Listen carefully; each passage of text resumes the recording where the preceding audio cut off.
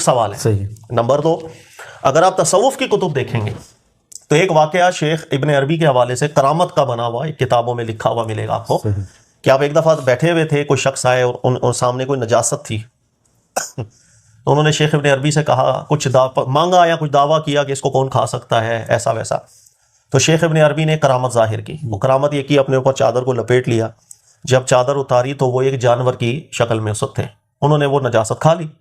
پھر اپنے اوپر چادر کو لپیٹا اور پھر اتارا تو شیخ ابن عربی تھے سامنے. تو انہوں نے کہا کہ میں نے یہ اس حالت کے اندر کھائی ہے، اس کیفیت میں کہ اس کے لیے کھانا حلال تھا. صحیح. یہ کتابوں میں تو واقعہ لکھا ہے کہ نہیں؟ جی.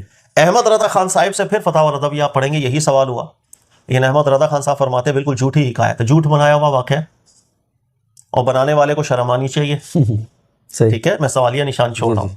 ایک تیسرا واقعہ میں آپ کو بیان کر دیتا ہوں جو اکثر آپ نے بھی تقریروں میں سنا ہوگا، اور مختلف رسائل کے اندر بھی یہ واقعہ لکھا ہوا شیخ عبد القادر جیلانی رحمۃ اللہ علیہ کے حوالے سے، کہ وہی ہوا کہ ایک دفعہ کوئی فوت ہو گیا تو اس کی والدہ نے زیادہ گڑ گڑایا، تو آپ نے وہ ملک الموت کو واپس بلایا، اسے روح واپس لے کر کے آپ نے دی، اور باقیوں کی بھی ہو گئی. یہ سب واقعہ سنا ہو.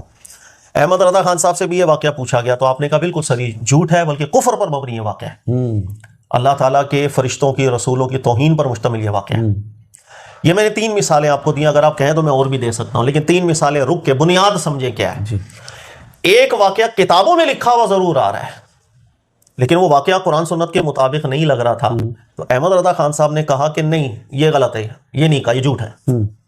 چاہے وہ شیخ عبد القادر جیلانی رحمۃ اللہ علیہ کے حوالے سے ہو، چاہے جنید بغدادی کے حوالے سے ہو، چاہے شیخ ابن عربی کے حوالے سے. اگر آپ کی بنیاد یہ ہے کہ آپ نے قرآن سنت کو ایسا پیمانہ بنا دیا کہ اس کے مقابلے میں آپ کو کوئی حکایت ملے، چاہے کسی بھی بڑے عالم دین کے نام سے، کسی بھی بڑے عالم دین یا کسی اللہ کے ولی کے حوالے سے مل جائے، لیکن وہ بات قرآن سنت کے پیمانے کے خلاف جا رہی ہے، آپ اس کو رد کر دیں. صحیح ہے. ایک آپ کا نظریہ یہ ہونا چاہیے. صحیح. اگر بنیاد یہ ہے پھر آپ کو کوئی پریشانی نہیں ہے. صحیح. آپ مجھ سے سوال کریں کہ یار ایک کوئی بھی شخص ہے، ایک بزرگ گزرے ہیں، انہوں نے کہا بروز قیامت میرے جھنڈے کے تحت سب نبی ہوں گے، میں تعویل کی طرف کیوں جاؤں؟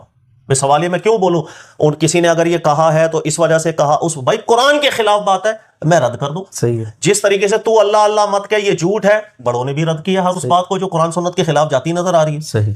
نمبر 2، اگر آپ کی بنیاد ایسی نہیں ہے تو سر پھر آپ دفاع کرتے رہیں گے ان باتوں کا جن کا دفاع نہیں بن پائے گا. پھر آپ زبردستی چلتے چلے جائیں گے اور لوگوں کی تشنگی کبھی بھی دور نہیں ہوگی. صحیح. اس میں فیصلہ کن بات یہ ہے. اچھا، ابھی جو آپ نے